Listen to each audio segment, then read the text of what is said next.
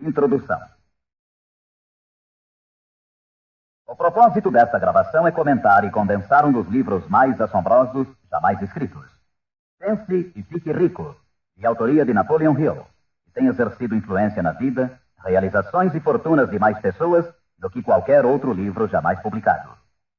Em todo o mundo livre existem atualmente milhares de pessoas que têm triunfado em todas as linhas de trabalho e que hoje ocupam suas boas posições porque um dia encontraram e compraram um exemplar de Pense e Fique Rico. Qualquer uma delas estará disposta a confirmar isso, e com toda satisfação. Uma descoberta valiosa. Descobri pela primeira vez esse notável livro no outono de 1949. Ajudou-me a decidir de uma vez por todas como alcançaria a meta a que me tinha proposto. Unificou meu pensamento e abriu-me um caminho reto e claro até o ponto a que eu havia decidido chegar.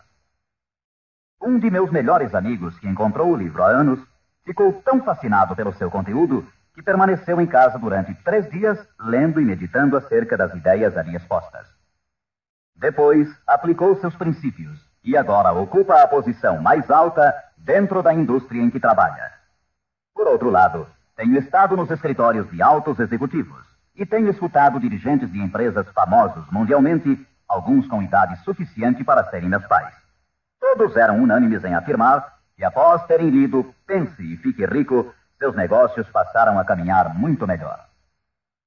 Qual é o segredo desse livro tão assombroso? Por que, entre milhares de livros sobre autoajuda, ele tem se mantido como a obra-prima mais destacada?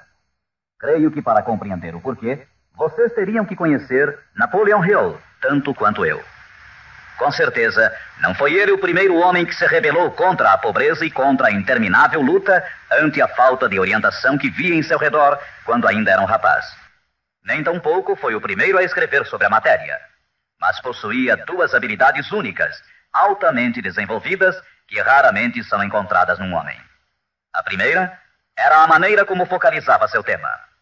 Hill procurava soluções para o êxito da mesma forma como um cientista busca trazer à luz da razão um segredo da natureza.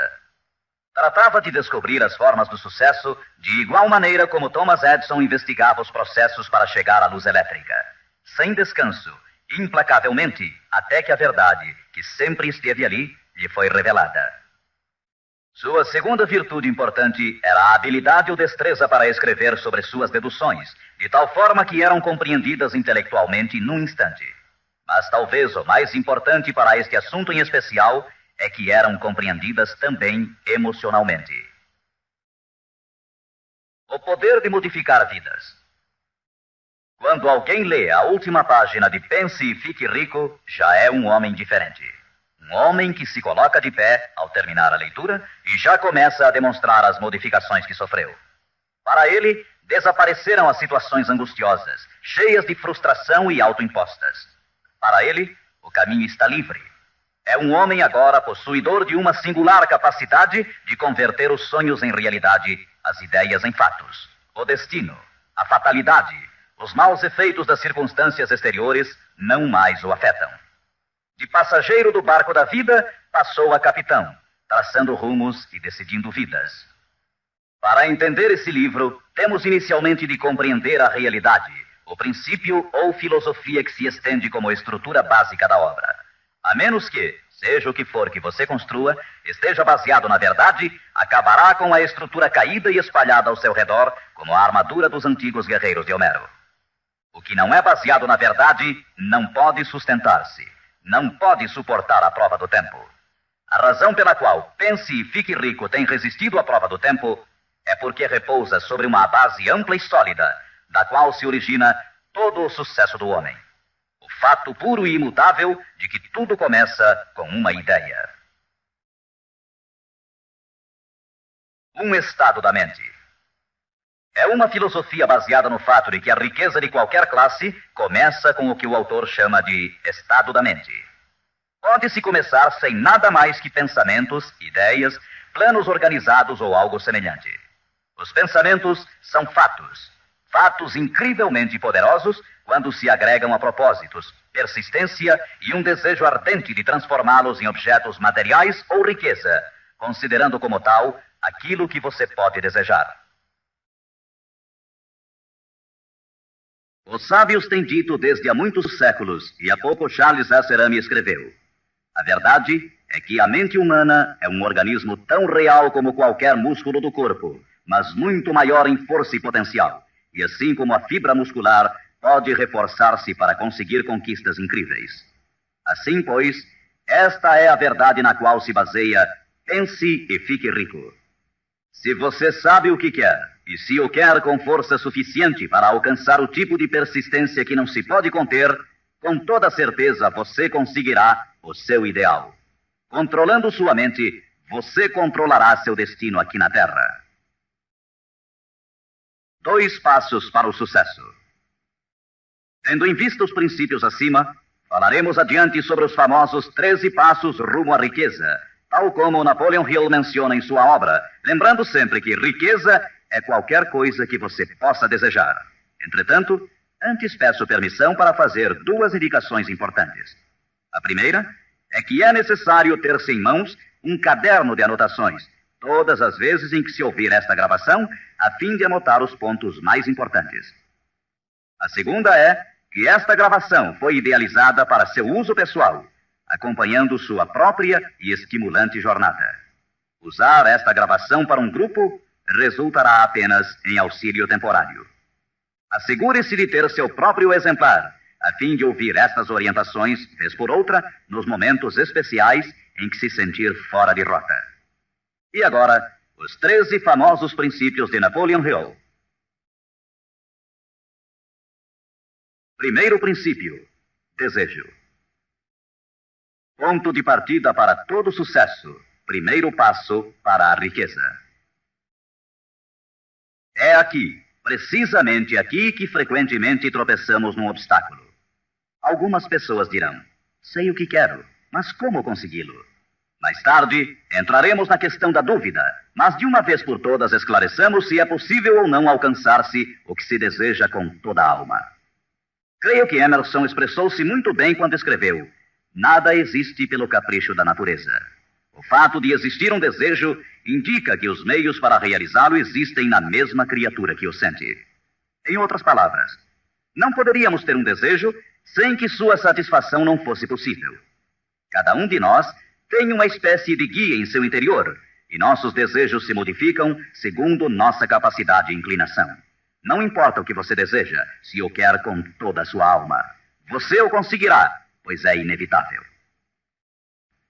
O desejo é uma obrigação. Em Pense e Fique Rico, Hill cita um exemplo após outro de que seu desejo ardente nada mais é do que uma espécie de retrato fiel do que você chegará a ser um dia. Portanto, determine agora mesmo e com firmeza o que você mais deseja, porque senão, como disse Helvécio, destruindo o desejo, destrói-se a mente. Todo homem sem paixões não tem em seu interior nem princípio de ação, nem motivo para agir. Uma boa forma de saber se em realidade você tem ou não um desejo ardente é examinar a maneira como procura alcançá-lo. Se você vai atrás daquilo que crê desejar, como se estivesse ensaiando, com timidez, com intenção de ir só se for seguro, não tem absolutamente um desejo ardente. Nunca chegará à segunda base se ainda mantém um pé na primeira. Entretanto, se está disposto a queimar etapas atrás de si, dizendo de uma vez para sempre: isto é o que desejo e eu farei de qualquer maneira, então você tem realmente o desejo que o conduzirá ao pleno sucesso. Com esse tipo de resolução, você será capaz de levantar-se após os tropeços que lhe sucederem. As únicas pessoas que não cometem erros são as que nunca tentam nada. Os tímidos são como afluentes de um lago. Nunca se aventuram ao mar amplo e profundo. Esses mesmos princípios atuarão sobre qualquer coisa que você deseje. Um lar harmonioso, uma carreira com mais êxito ou mesmo mais dinheiro para cuidar melhor de sua família e prevenir-se para os anos futuros. Para obter sua parte na prosperidade que o espera mais adiante, Napoleon Hill oferece a você a seguir 6 passos práticos e precisos. 6 passos vitais. Primeiro, fixe em sua mente a quantidade exata de dinheiro que deseja. Não é suficiente dizer: desejo muito dinheiro. Seja preciso com relação à quantidade. Existe uma razão psicológica quanto a essa precisão e que será abordada posteriormente.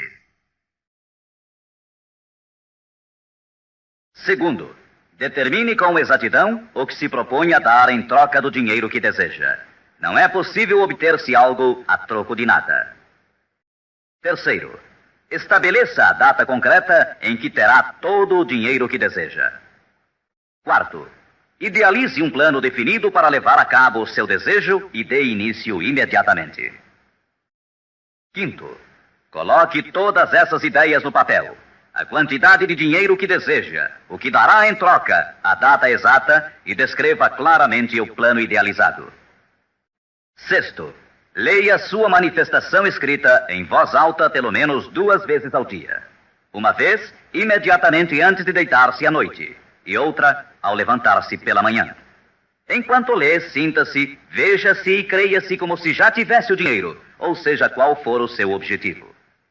É importante que você siga estas instruções ao pé da letra. Ouça diversas vezes esta parte da gravação até que a conheça muito bem, pois o desejo é o mais importante dos 13 princípios. Este capítulo do livro termina com as seguintes palavras: através de algum estranho e poderoso princípio de química mental, ainda desconhecido, o impulso do desejo é envolvido por algo que não reconhece palavras tais como impossível e não aceita o fracasso como realidade. Segundo princípio, fé. A fé é imprescindível para o sucesso. Você jamais teria pensado em seu desejo principal se a fé não estivesse presente dentro de sua mente. Às vezes, você poderá encontrar dificuldades em ter fé em si próprio, mas tenha a certeza de que encontrará muita fé nesses princípios. Use-os, portanto. Vejamos o que Napoleon Hill diz sobre a fé. A fé é um estado de espírito que pode ser induzido ou criado por meio de afirmações ou instruções repetidas à mente subconsciente através do princípio da autossugestão. Isto significa nem mais nem menos que uma sugestão pode ser implantada por você mesmo, conscientemente, assim como uma autobiografia é uma história escrita por uma pessoa sobre si mesma. Projetando a imagem mental de você mesmo, tendo em destaque seu desejo principal e repetindo tal ação várias vezes, isso resultará na fé de que necessita. A fé é vital para o sucesso. O imperador Napoleão Bonaparte disse uma vez: todo andaime religioso se desarruma como um edifício em ruínas ante uma só palavra: fé. Por sua vez, Goethe afirmava: as épocas de fé são épocas frutíferas. As épocas de incredulidade, ainda que esplendorosas, são estéreis de todo o bem permanente. E como disse Schlegel, na vida real, toda grande empresa começa e dá seu primeiro passo com a fé. Portanto, tenha fé de que pode alcançar aquilo que busca, porque jamais você poderia ter se decidido se não pudesse alcançá-lo. Autoconfiança. Em seu capítulo sobre a fé, Hill oferece uma fórmula para a autoconfiança: repetir-se a si mesmo constantemente. Primeiro, sei que tenho a capacidade de alcançar o objetivo de meu propósito definido na vida. Portanto, exijo persistência de mim mesmo, ação contínua para a execução. E aqui e agora, prometo executar esta ação. Segundo, percebo que os pensamentos dominantes em minha mente reproduzir-se-ão com o tempo em ação externa, física, e que de maneira gradual transformar-se-ão em realidade física. Portanto, concentrarei meus pensamentos durante 30 minutos diários na tarefa de criar a imagem do que pretendo ser, criando assim em minha mente um retrato mental claro de minha pessoa e em decorrência de meu objetivo. Terceiro, sei que através do princípio da autossugestão, qualquer desejo que alimente com persistência em minha mente buscará com o tempo a maneira, através de meios práticos, para alcançar o objetivo que há por detrás dele. Portanto, dedicarei 10 minutos de cada dia para exigir de mim mesmo o desenvolvimento da autoconfiança. Quarto, detalharei por escrito os objetivos principais e concretos de minha vida. E nunca deixarei de tentar alcançá-los até que tenha desenvolvido a autoconfiança suficiente para isso. Quinto, sei que nenhuma riqueza ou posição pode durar muito, a menos que seja erguida sobre a verdade e a justiça. Por conseguinte, não participarei de qualquer atividade que não beneficie a todos os que dela participem. Terei sucesso em conseguir a cooperação de outras pessoas, bem como em atrair o pessoal desejado. Induzirei outros a servir-me através da minha boa disposição em servir aos demais. Eliminarei o ódio, a inveja, os ciúmes e o egoísmo, oferecendo amor a toda a humanidade, pois sei que uma atitude negativa nunca me trará o sucesso. Farei com que os demais creiam em mim, pois creio neles e em mim mesmo. Terceiro princípio: autossugestão. Mediante a sugestão repetida, a mente subconsciente pode trabalhar para nós. Já fizemos referências a isso. A autossugestão é a faculdade de ser capaz de concentrar na mente o nosso ardente desejo, até que o nosso subconsciente o aceite como uma realidade e comece a imaginar os meios para realizá-lo. É daqui que provém os impulsos, as súbitas centelhas de inspiração e orientação. Agora resumiremos as instruções dadas no segundo princípio, fé, em relação aos 6 passos, autoconfiança, e as combinaremos com os princípios sobre a autossugestão, constantes no livro Pense e Fique Rico. Primeiro, vá a um lugar tranquilo, talvez na cama à noite, feche os olhos e repita em voz alta, para que possa escutar suas próprias palavras, a manifestação escrita da quantidade de dinheiro que se propõe a acumular, ou uma reafirmação cuidadosa do que possa ser sua meta, bem como o tempo limite para alcançá-la, além da descrição do serviço ou mercadoria que se dispõe a dar em troca do que vai receber. À medida que põe em prática estas instruções, imagine-se já possuidor de sua meta. Suponhamos, por exemplo, que você se propõe a economizar em cruzeiros o equivalente a $50 mil até o dia 1º de janeiro, daqui a 5 anos, que se determina a prestar serviços pessoais em troca de dinheiro como vendedor. A manifestação escrita de seus propósitos deve ser a seguinte. Escreva: para o dia 1º de janeiro de 1900 e aconteça o que acontecer, terei em meu poder a quantia de cruzeiros que economizarei em quantidades diversas durante aquele período. Em troca desse dinheiro, prestarei o melhor serviço possível, rendendo o máximo como vendedor de... Escreva aqui o produto que se propõe a vender ou qualquer coisa que você faça para ganhar a vida. Tenho certeza de que, à época aprazada, terei esse dinheiro em meu poder. Minha fé é tão grande que já posso ver esse dinheiro diante de meus olhos. Posso tocá-lo com minhas mãos, pois está à espera de passar para meu poder tão logo eu preste o serviço que proponho a desempenhar em troca dele. Estou preparando um plano para acumular esse dinheiro e o seguirei à medida que o receba. Segundo, repita isto pela manhã e à noite, até que possa ver claramente em sua imaginação o dinheiro que se dispôs a acumular. Terceiro, coloque uma cópia do que escreveu onde possa vê-la dia e noite, quando se deitar ou levantar-se, até que possa recordá-la perfeitamente. Ao se dispor a colocar em prática estas instruções, você estará aplicando o princípio da autossugestão. Quarto princípio: conhecimento especializado. O integral conhecimento dos detalhes de seu trabalho ou produto é indispensável para alcançar o sucesso. Neste princípio, Hill destaca um ponto muito importante. O conhecimento constitui uma força somente quando está organizado num plano concreto de ação e dirigido a um fim definido. Ele nos diz: antes que você possa estar seguro de sua capacidade de transformar o desejo em seu equivalente monetário, necessitará de conhecimento especializado do serviço, mercadoria ou profissão que se dispõe a oferecer em troca. Talvez você precise de muito mais conhecimento especializado do que tem, ou do que pode adquirir normalmente. Se for essa a situação, poderá resolver o problema mediante a utilização de um sistema que chamaremos de grupo mental. Mais tarde explicaremos do que se trata, mas por enquanto, reconheça que tem de aprender tudo o que possa sobre sua especialidade. Assim, dedique parte do tempo a cada dia para assimilar mais e mais sobre o que você faz para seu sustento. Frequente cursos que existam sobre a matéria, bem como associe-se a homens que conheçam bem sua profissão. Quinto princípio: imaginação. A imaginação é literalmente a oficina onde se formam os planos criados pelo homem. O impulso e o desejo recebem forma e ação mediante a ajuda da faculdade imaginativa da mente. Foi dito que o homem pode criar tudo o que possa imaginar. Como disse e ensina Napoleon Hill. Toda mente humana pode alcançar o que pode conceber e crer. A única limitação do homem dentro do razoável reside no desenvolvimento e emprego de sua imaginação e da subsequente motivação para a ação. A automotivação é a chave.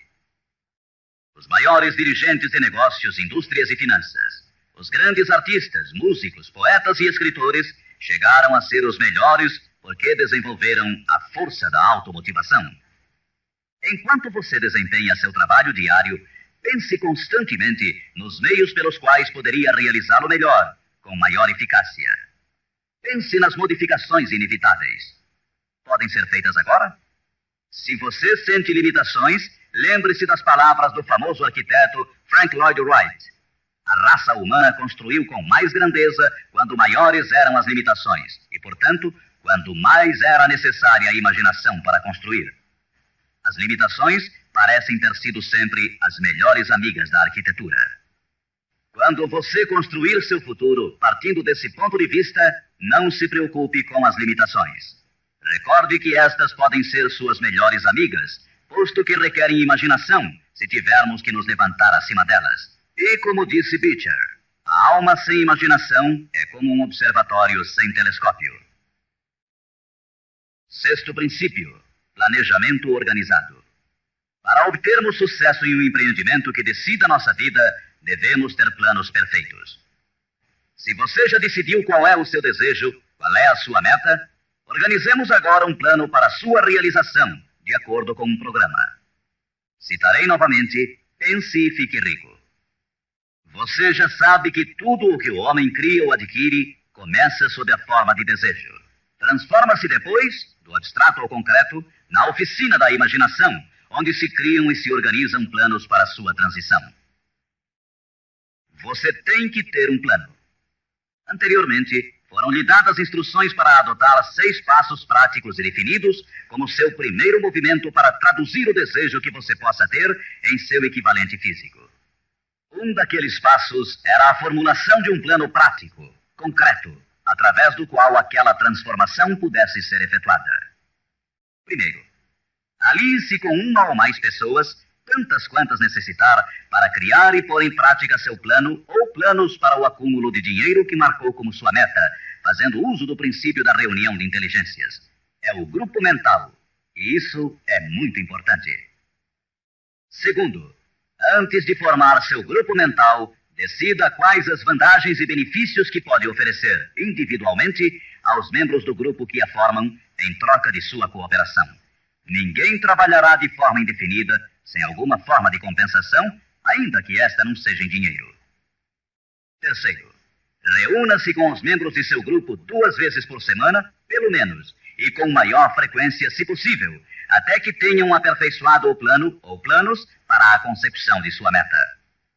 Quarto, mantenha uma harmonia perfeita entre você e cada membro de seu grupo mental.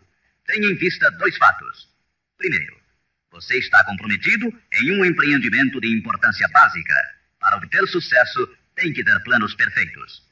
Segundo, deve ter a vantagem da experiência, instrução, capacidade e imaginação naturais de outras mentes. Este é o método seguido por todas as pessoas que têm se sobressaído da média. Dedique-se a isto até que tenha um plano formal bem organizado para alcançar seu objetivo. Desta forma, você nunca estará confuso ou pensando no que deve fazer em seguida. Cada manhã saberá com exatidão o que vai fazer e por que o fará. Adquira estas qualidades de dirigente.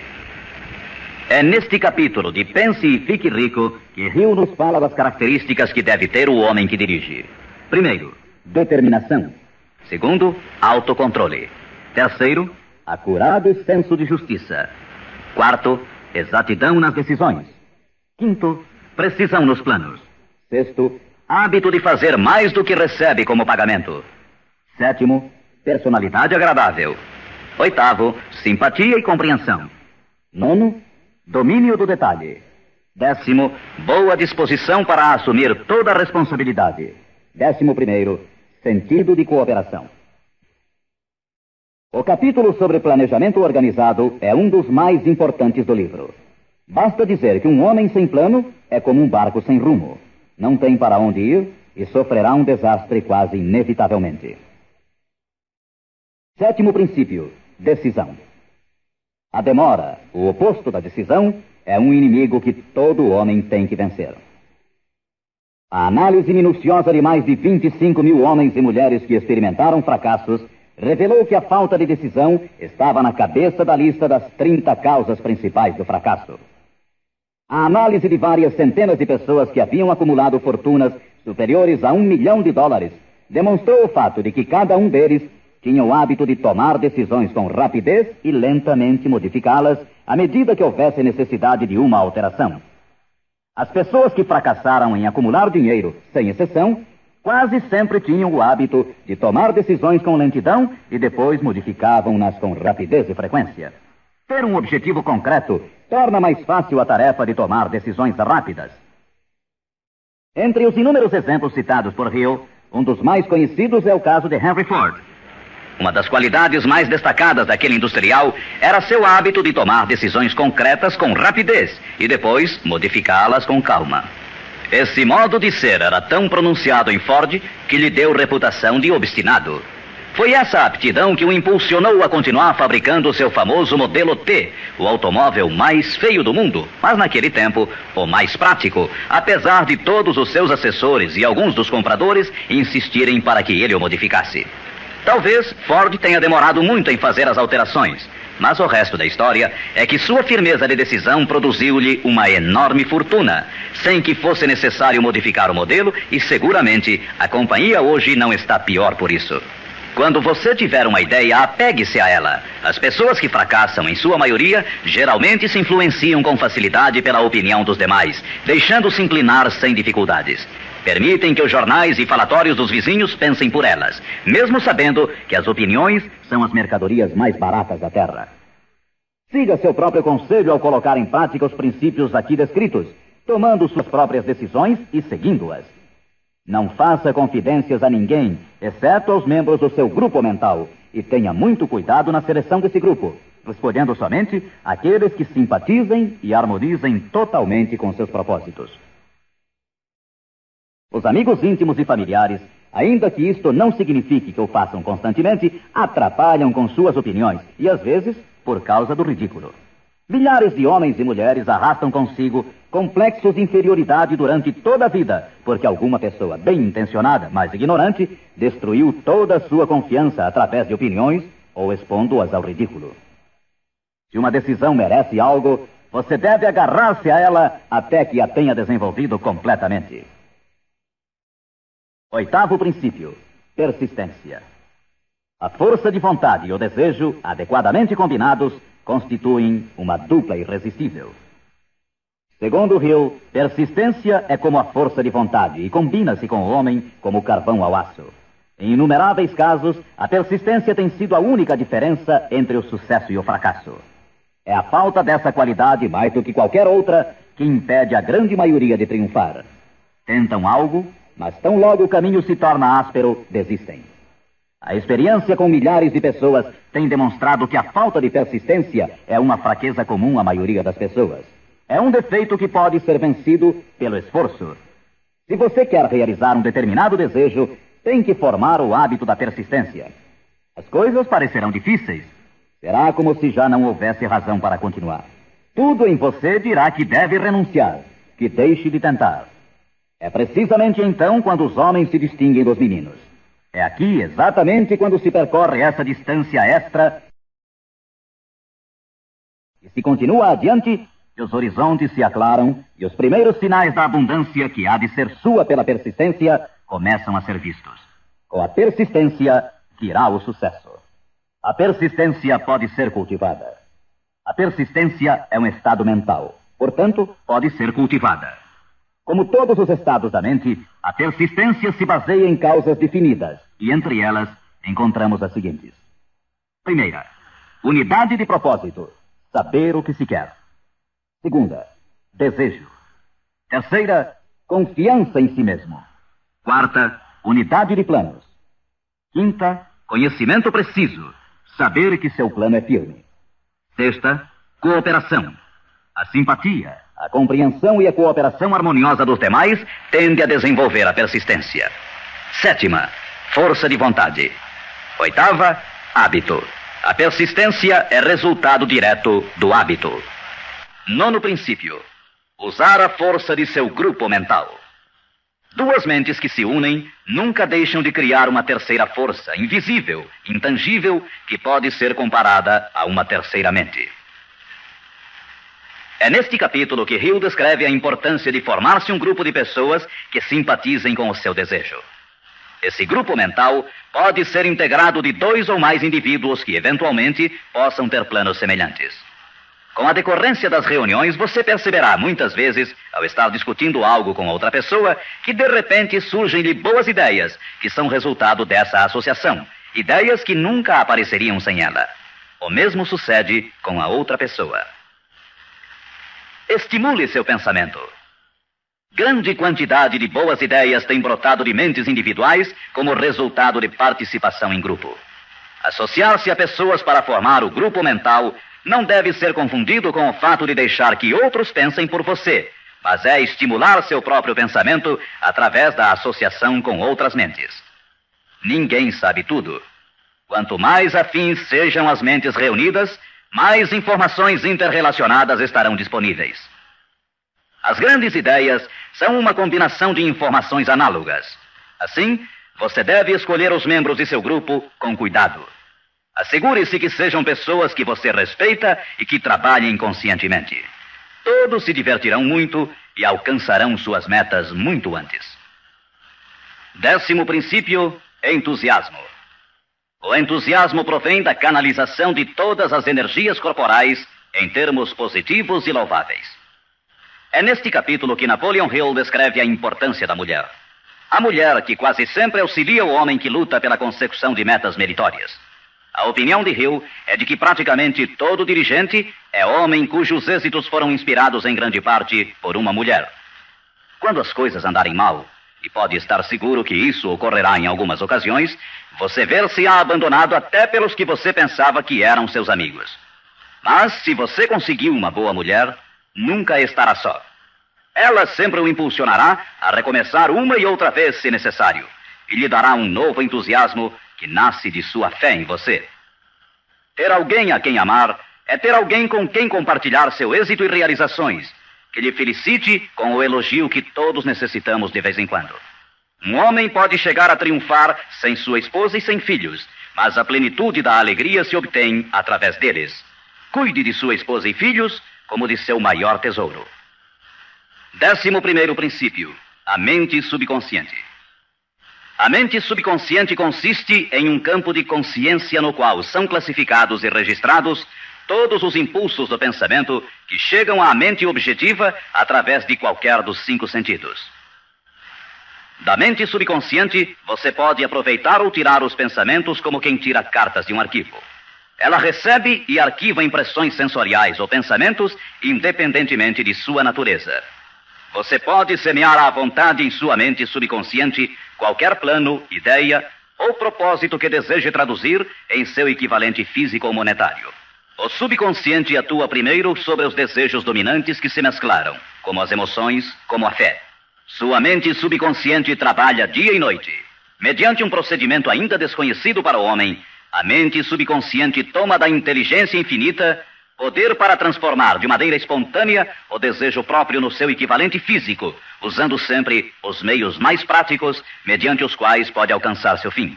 Não é possível controlar completamente a mente subconsciente, mas pode-se entregar a ela qualquer plano, desejo ou propósito para que seja transformado em algo concreto. Ninguém sabe muito sobre o que chamamos a mente subconsciente ou mesmo de subconsciente. Sabemos que é incalculavelmente poderosa e que pode solucionar nossos problemas se corretamente empregada. A melhor forma é manter na mente consciente, tão frequentemente quanto possível, uma imagem clara de si mesmo, como se já tivesse alcançado a meta desejada. Defina-a com clareza e projete-a na tela de sua mente. Retenha-a. Veja-se fazendo e tendo as coisas que obterá depois de alcançado seu objetivo. Imagine isso tão a miúde quanto possível, enquanto prossegue com seu trabalho diário, especialmente no momento de dormir e no instante de acordar. Assim, seu subconsciente começará a conduzi-lo pelos caminhos mais lógicos para o objetivo que imaginou. Não lute contra ele. Siga seus lampejos repentinos, as ideias que venham à sua mente. Esteja seguro que é seu subconsciente tentando chegar à sua mente consciente. Se você prosseguir assim, ficará surpreso e encantado com as ideias maravilhosas que parecerão brotar do nada. As vidas dos grandes homens e mulheres que parecem milagrosas para as pessoas normais não são mais do que a expressa satisfação de seus ardentes desejos através de sua mente subconsciente. No princípio seguinte, falaremos mais sobre o sexto sentido, que parece controlar a vida dessas pessoas, mas somente dos que souberam condicionar sua mente subconsciente. O tempo não significa nada para o subconsciente. Um homem poderia trabalhar com firmeza em seu labor durante 40 anos e não conseguir alcançar o que é possível em 3 ou 4 anos, mediante a aplicação adequada desses princípios. Sua mente subconsciente não pode permanecer ociosa. Se você não implantar desejos dentro dela, quaisquer ideias que surgirem como resultado de seu descuido servirão de alimento para ela. Lembre-se que você vive no meio de todo o gênero de impulsos e pensamentos que chegam a seu subconsciente sem seu conhecimento. Alguns desses impulsos são negativos e outros positivos. Você deve evitar os impulsos negativos e ajudar a influenciar de maneira espontânea sua mente subconsciente mediante impulsos positivos de desejo. Quando conseguir isso, terá a chave que abrirá a porta para o subconsciente. Bulwer escreveu: o homem que triunfa sobre seus semelhantes é aquele que muito breve na vida discerne com clareza seu objetivo e caminha para ele com todas as suas forças. Inclusive, o próprio gênio não é mais do que a observação minuciosa reforçada pela consistência do propósito. Todo homem que observa atentamente e atua com firmeza converte-se inconscientemente em gênio. Há que se notar que foi dito inconscientemente. Saiba o que quer. Decida de uma vez por todas o que haverá de ser seu. Mantenha-se firme em seu rumo, impulsionado pela fé, e seu subconsciente fará o resto. 12º princípio: o cérebro. O cérebro possui a força mais maravilhosa, milagrosa, de maior potência que o mundo já conheceu. Se você tivesse acesso a toda a riqueza do mundo e pegasse apenas uma moeda, estaria fazendo mais ou menos o que muito provavelmente tem feito ao usar seu cérebro. Nada é mais lastimável no mundo do que a incompreensão da maioria das pessoas com relação ao potencial de seu cérebro e das mentes consciente e inconsciente, às quais está acoplado. Sua própria central elétrica. O número de linhas que ligam entre si as células cerebrais é igual ao algarismo 1, seguido por 15 milhões de zeros. Calcula-se que existem de 10 a 14 bilhões de células no córtex cerebral humano normal. É inconcebível, pois, que esta intrincada maquinaria deva existir com o único propósito de manter as funções físicas inerentes ao desenvolvimento e manutenção do corpo físico. O cérebro é o mecanismo que nos deu o avião supersônico, os satélites artificiais, os foguetes que adentram no espaço exterior, as artes, as ciências, etc. Tudo o que hoje sabemos, usamos e usaremos no futuro, tem saído desta pequena massa cinzenta que todos nós temos. Pode você duvidar, ainda que por um momento, de que pode trazer a você e aos seus o que quer que deseje aqui na Terra? É evidente que não conseguirá se admitir que sua força é como a de uma pessoa que deixa de agir, como aqueles que nem sequer pensaram nisso alguma vez. Deixe para o cérebro o trabalho que você decidiu realizar e veja como ele o executa. 13º princípio: o sexto sentido. O sexto sentido é o equipamento receptor através do qual chegam à mente ideias, planos e pensamentos que às vezes recebem o nome de lampejos repentinos ou inspirações.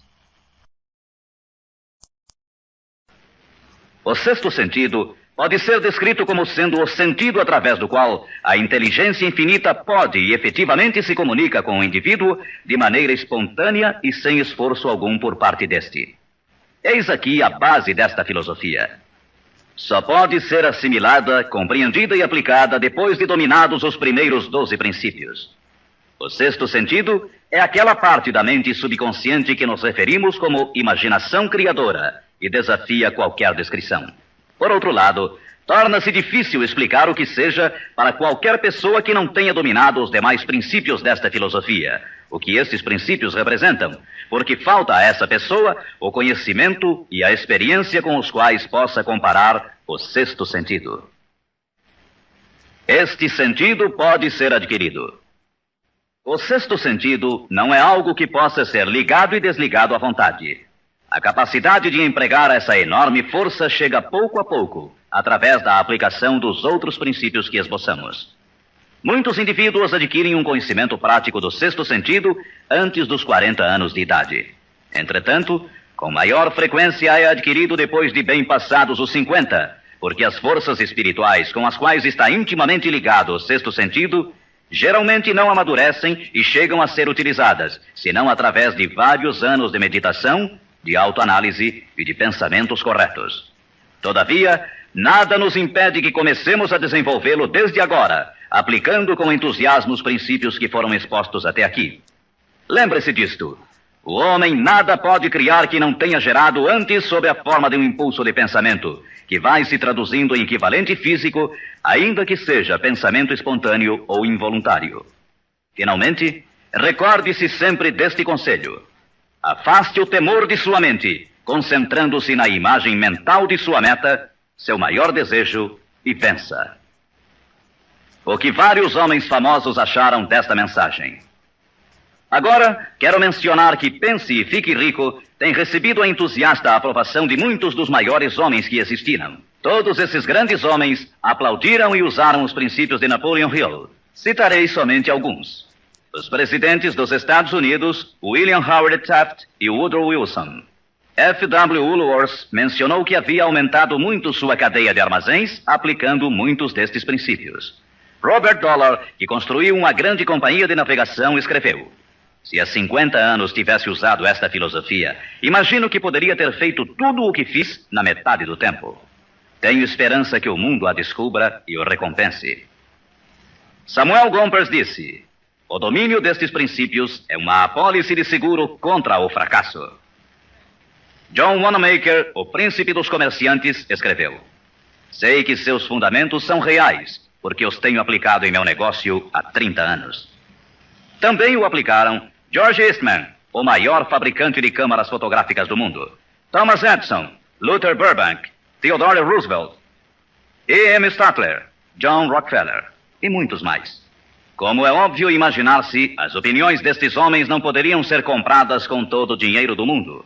O que temos mencionado aqui pode mudar sua vida, pode trazer-lhe todas as coisas proveitosas que deseje na vida para você e sua família.